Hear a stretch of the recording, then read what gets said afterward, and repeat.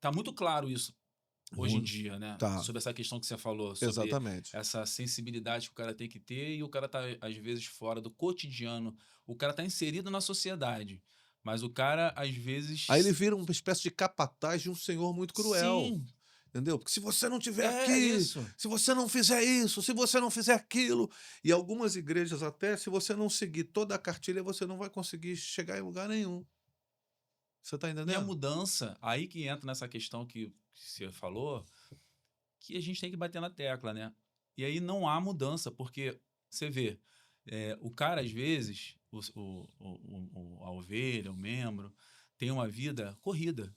Ele sai lá, sei lá, ou da faculdade, ou sai do que ele tem que fazer, ou ele vai para o trabalho e ele chega lá e é cobrado. Ele é cobrado. Ou ele é um gerente e ele é cobrado. E ele se entra numa reunião sendo cobrado. E ele sai de lá recebendo mensagem sendo cobrado por número para objetivo, alcançar alguma coisa. E ele chega num lugar onde ele gostaria de ouvir uma palavra até de confronto, Exatamente. mas aí ele é cobrado. E E esse cara é vai. cobrado por resultado do mesmo jeito.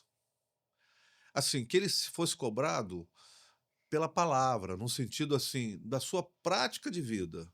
Que eu acho que ele Aí tá gostaria, certo. talvez. Mas ser cobrado por resultado é muito adoecedor, porque o cara foge exatamente, cai na mesma dificuldade, na mesma rotina. Só que e tem uma coisa que a gente precisa fazer, Henrique, como igreja evangélica. As nossas rupturas na reforma protestante foram muito importantes, mas tem uma coisa que a gente ainda é devedor, porque a gente usou a mesma lógica romana para poder fazer a igreja evangélica, que é, se você é bom no que você está fazendo lá fora, venha fazer isso aqui dentro. A igreja romana fez isso durante muito tempo. Ela pegava os melhores profissionais da cidade para construir as suas catedrais. Levavam 100 anos construindo, mas eram os melhores profissionais. Enquanto a catedral ficava absolutamente rica e luxuosa, Uhum. a cidade ficava pobre. Nós estamos fazendo a mesma lógica. E eu acho que chegou o momento da gente inverter essa lógica. A igreja precisa começar a devolver para a cidade crentes melhores, profissionais melhores. Ou seja, eu preparo as pessoas a partir de conversa, de texto bíblico, de vida com Deus, de oração, de uma vida espiritual de fato relevante, e eu devolvo para a cidade um excelente profissional, um excelente médico, um excelente lixeiro, um excelente padeiro, um excelente boleiro, um excelente tudo para a cidade. Aí a cidade será enriquecida pela igreja, E, nesse sentido. e assim, na prática, né?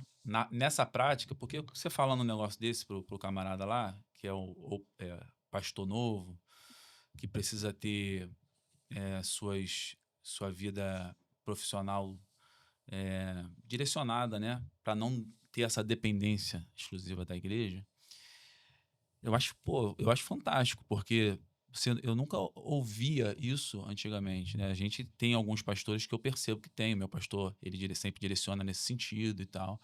Tem a cabeça para isso. Agora, sobre a pessoa, como é que eu posso dizer isso? Os membros em si, como é que o cara pode não ser dependente de um sujeito? Olha, E aí talvez. junto com isso, como é que o sujeito, para ele não ser dependente de alguém, que ele pode cair naquela pegadinha de mau gosto, de ser um cara dentro daquela situação que a gente estava falando inicialmente, do ministério pastoral a jato ou sem experiência, mas também, em contrapartida, como que nós, como igreja, podemos mudar isso, tirar a teoria e lançar a prática. Eu já estou entendendo que é direcionando esses profissionais a serem crentes não só naquele domingo que termina tarde pra caramba, em alguns lugares, mas o cara está preparado para chegar lá no seu ambiente de trabalho e ser o crente que a Discípulo de sociedade Jesus, precisa exatamente, ter. exatamente. Então, essa é uma das respostas, né? Agora, às vezes eu percebo que é cansativo para alguns caminharem com pessoas no sentido de discipulado, porque o discipular, que é o estar junto com as pessoas, cansa. Porque às vezes você está caminhando com pessoas, essa pessoa vai vacilar. Vai vacilar. Eu estou colocando sempre o outro, não estou nem me colocando. Vai vacilar. E nessa vacilação, às vezes, não foi a primeira, nem foi a segunda, não foi a terceira, não foi a quarta. E você está caminhando porque aquela pessoa de fato quer mudar. Você acha que as pessoas estão desistindo muito das outras, muito rápido, ou não? Ou é uma outra situação que está acontecendo e a gente não está conseguindo observar? A gente está desistindo, num sentido mais pragmático disso, dos resultados que as pessoas não dão. Hum, Você está entendendo? Não é das pessoas, é porque elas não dão resultado, eu abandono. Entende? Eu tenho uma expectativa e não uma esperança. Ao invés de eu ter uma esperança da vida transformada daquela pessoa, eu tenho uma expectativa que ela faça o que eu quero.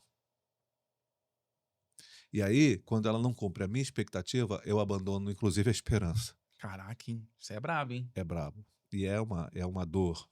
É uma dor. Porque, na verdade, o Cristo nunca desiste da gente. Se a gente olhar para a nossa própria vida, ele nunca desistiu da gente. E olha que eu já pisei na bola muitas vezes. Ele nunca desistiu de mim. Como é que eu posso, em nome dele, desistir de alguém?